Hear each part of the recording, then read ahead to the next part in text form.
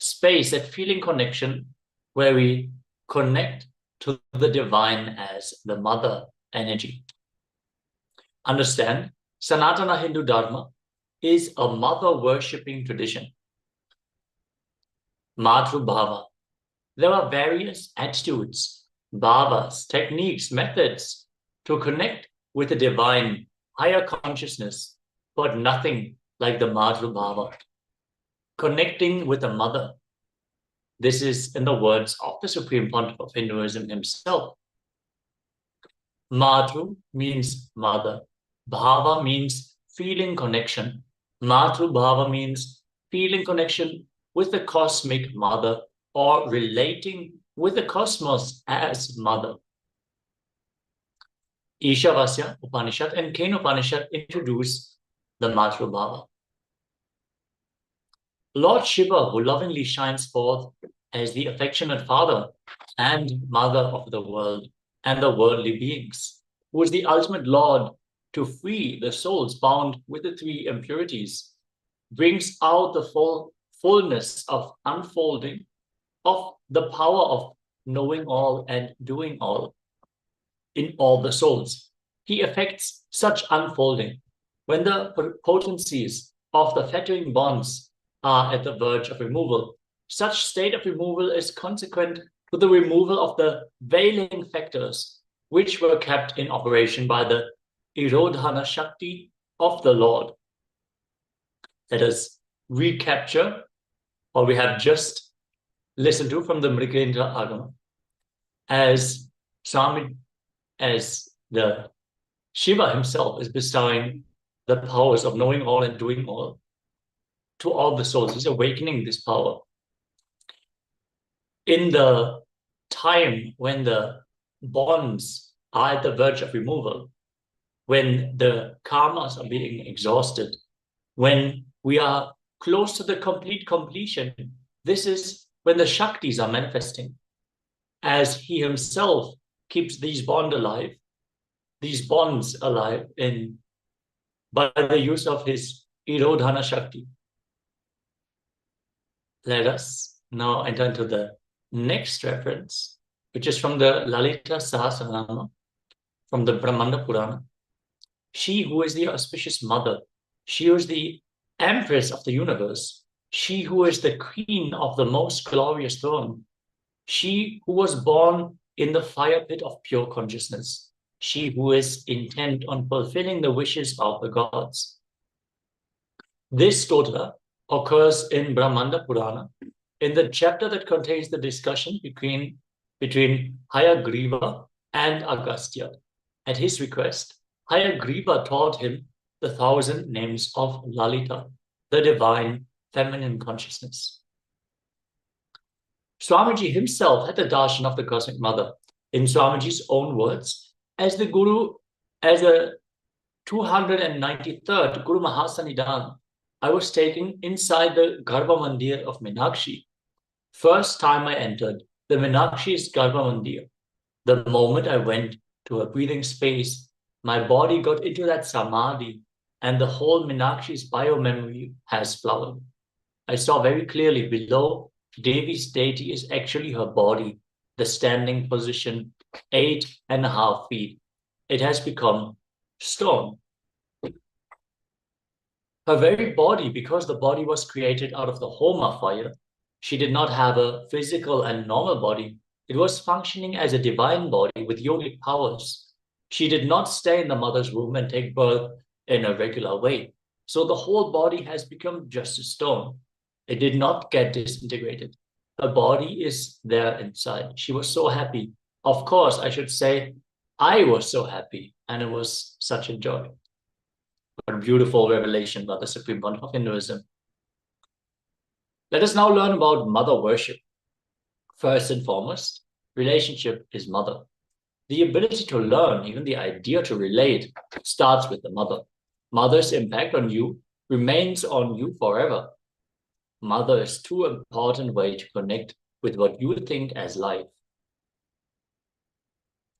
In the Vedic tradition, our rishis were aware that your ability to connect with the mother should be directed to the cosmos. Connecting with life as mother is the most sweetest, most beautiful, most easiest form to ever connect. My childhood was full of spiritual experiences, amazing spiritual masters. But I tell you, I find the most easiest, most powerful, most inspiring, most exciting way to connect with life as the form of mother, as per the Supreme Pontiff of Hinduism himself. If you want peace and healing in your inner space, choose mother worship.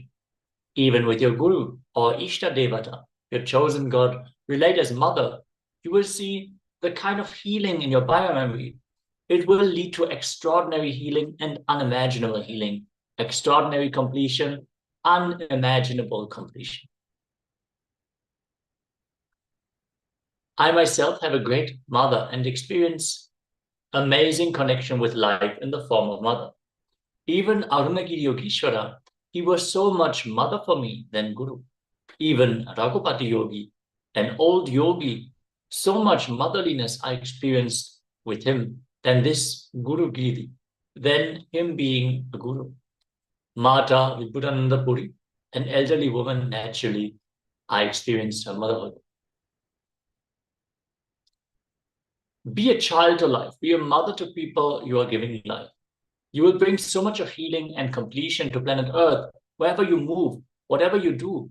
Basically, I am myself a Shakta, mother worshipper. My spiritual practice started only as a Shakta, mother worshipping. And the former initiation I had is of Sri Vidya tradition, the Sri Vidya Parampara. The Supreme Pontiff of Hinduism describes how, in his early years, he was immediately initiated into the Sri Vidya Parampara, which is all about the divine feminine manifestation, the worship of the Divine Mother. Why should one relate with the cosmos as mother? To bring completion in you and others with motherliness, people will experience so much motherliness from you in everything. The air you breathe will be blessed. People whom you see with your eyes will experience the love and compassion. If you can perceive motherliness from your God or Guru and radiate that motherliness to the people around you, you have succeeded in the game of completion. You will bring so much completion into you and others. So much completion into you and others. Mother worshipping traditions are non-violent traditions. Only the mother worship traditions are non-violent on the planet Earth. With mother worship, so much healing happens in your heart. So much completion is experienced in your biomemory. So much joy is evoked in your system. Whether it is Buddhist tradition or Jain tradition or Shakta Sampradaya, in whichever tradition, mother worship, connecting with the God in the mother form exists, they become non-violent. They are so healing, comforting, soothing. The easiest method to connect to the divine is mother worship. Only with mother worship, your biomemory becomes complete and your whole being is awakened with energy. Shakti, connecting with the ultimate, is much more easy in the form of the mother, in the way of the mother worship, than any other method, any other technique, any other process. Devotion is very easy in the tradition of mother worship. It will be such a natural flow.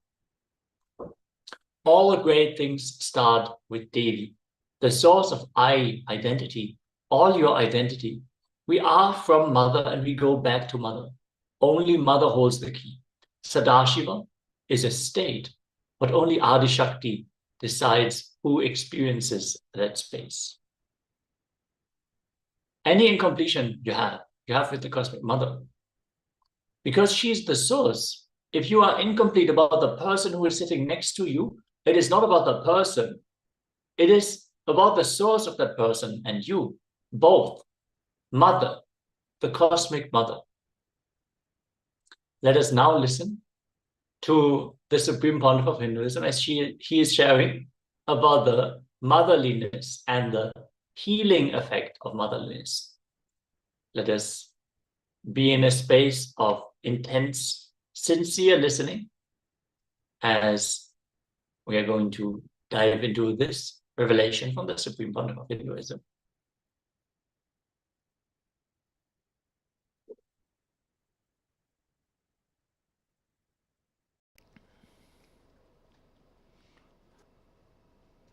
I wanted to share just few more things on mother worship, then enter into satsang, because it is such a beautiful subject.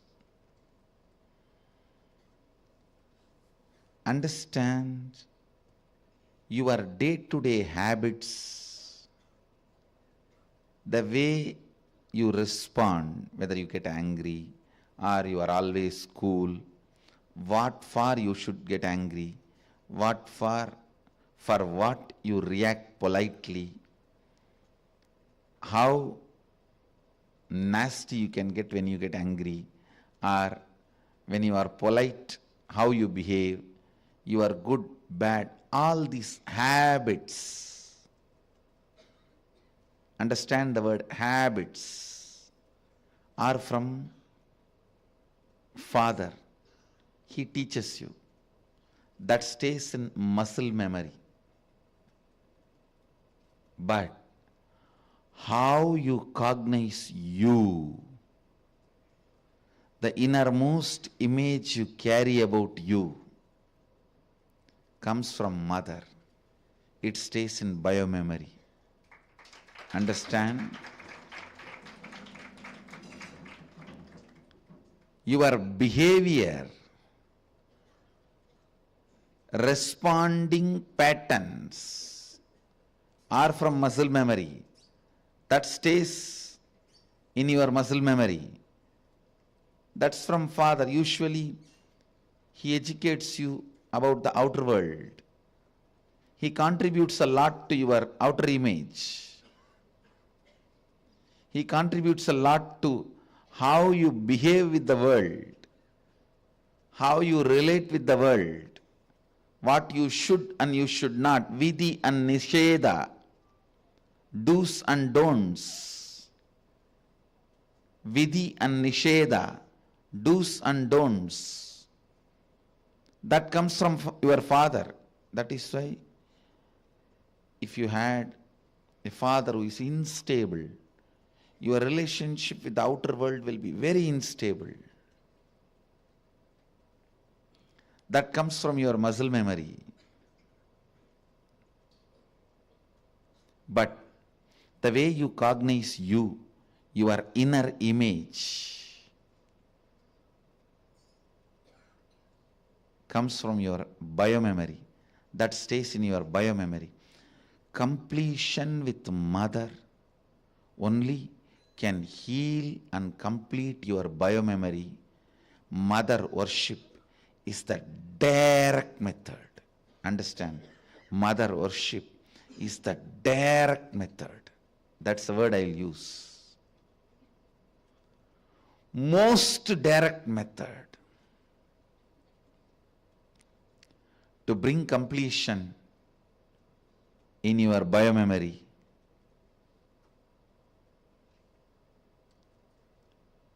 The attitude, the bhava, which forms the basis for the way you connect with the life, with the world, the same attitude forms the basis for you to connect with yourself. Please understand. That is what we call karma in Vedic tradition. If you judge, you will be judged. Why, you know? Because the basis with which you relate with the world, the same thing will be the basis with which you will relate with yourself. Don't think when it comes to others you can utter the strong words.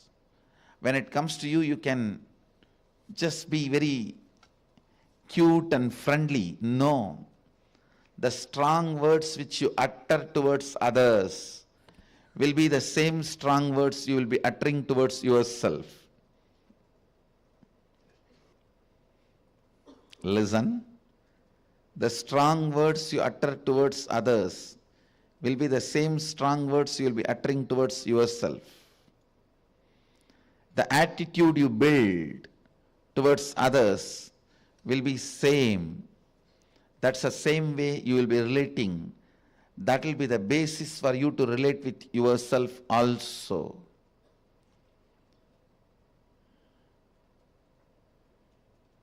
That is why I insist, bring motherliness in all your relationship with others.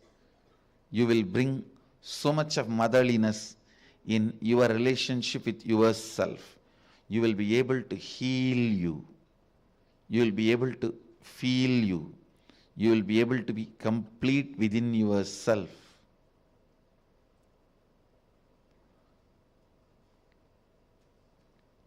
When you bring tremendous healing energy of mother in your day-to-day attitude with everything, suddenly you will see you will become so cool with yourself. I tell you, the best thing can happen to a human being is ability to be cool with yourself. Because you can't be cool with yourself, so much of frustration with yourself, you go on abusing left and right. Anybody comes in front of your eyes, you say, this fellow has cheated me, that fellow has cheated me, that fellow has cheated me, that fellow has exploited me, he has swindled me, he robbed me. Understand, your inability to be with yourself, your inability to be cool with yourself,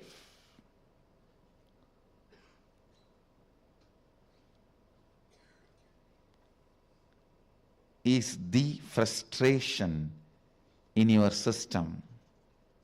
I tell you,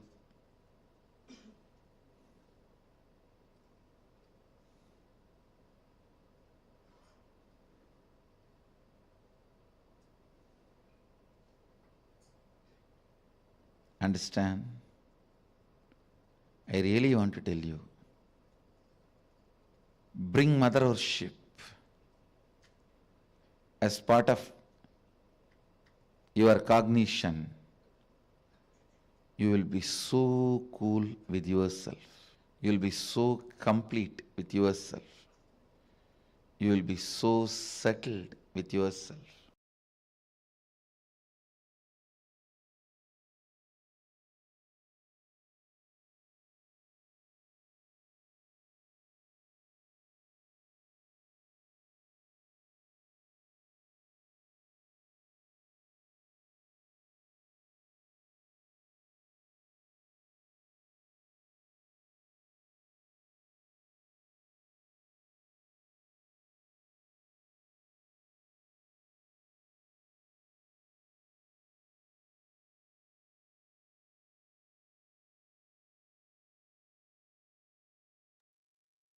Yes.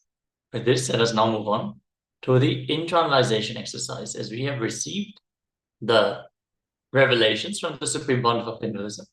Let us start applying the new information to our inner space.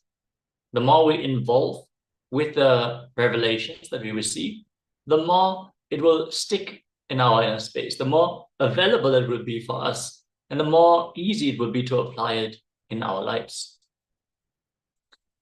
Now pen down all the incompletions with your mother. For each incompletion, pen down the incidents when the incompletion started in you. For each incident, pen down the world and my world. Sit with Swamiji's Atmamurti and share all the incidents as if you were talking to your mother, what actually happened and how you cognized it. And finally, call your mother and complete with her. If your mother is not alive, you can take a mirror, invoke your mother in the mirror and complete with her. This is a very powerful process. We request everyone to please sit sincerely for this exercise. If you have any questions about this process, please let us know in the chat. We will help you out in this exercise, clarifying any questions that you might have. Let's now get ready for this exercise.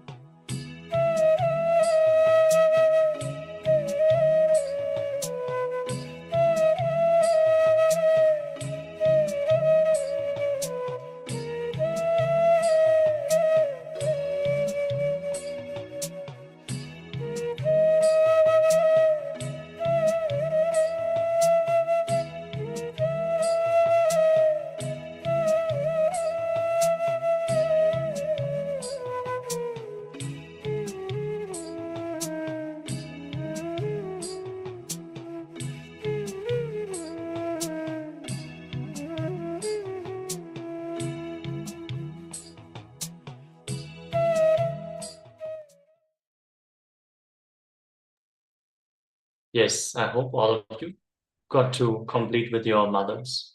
This is one of the very powerful practices, the very powerful processes. Understand, if you did not reach your mother yet, or you didn't get to call her, make sure you do this after the program. Since our mothers are our first relationships in our life, they are one of the closest, if not the closest experience that we have in a very early moment in our life, where we are formed, where we are forming all the deep-rooted incompletions with life and with existence, as the mother is the energy that is just showering. So any incompletion we have with our mother, it is directly the incompletion we have with the showering aspect, the creative aspect of the cosmos. So let us make sure that we complete with our mothers. If you finish the assignment, great. Anyways, if you still need to complete, please do so later after the program, as we are now going to move on to the next session, as we are going to enter into the next round of power manifestation. As we are manifesting the power of teleportation, requesting everyone to please have 2 cups ready and some vibhuti. We are going to teleport vibhuti from one cup into another. So make sure the cups are completely clean, especially the cup into which you are going to teleport. So one cup will be empty and another cup will have the vibhuti. Take a picture of the empty cup and let us settle down. Sit in Padmasana or Vajrasana, whatever is possible for you. Clasp your hands in Samana Mudra. Tightly lock your hands and sit. Connect to Swamiji and declare the vibhuti to teleport from one cup into the other, as we are now going to chant the Mahavakya. Om Nithyananda Paramashivoham. Om Nithyananda Paramashivoham. Om Nithyananda Paramashivoham. Keep vibrating with the Mahavakya. Sit in that oneness space with Swamiji and declare the teleportation to manifest.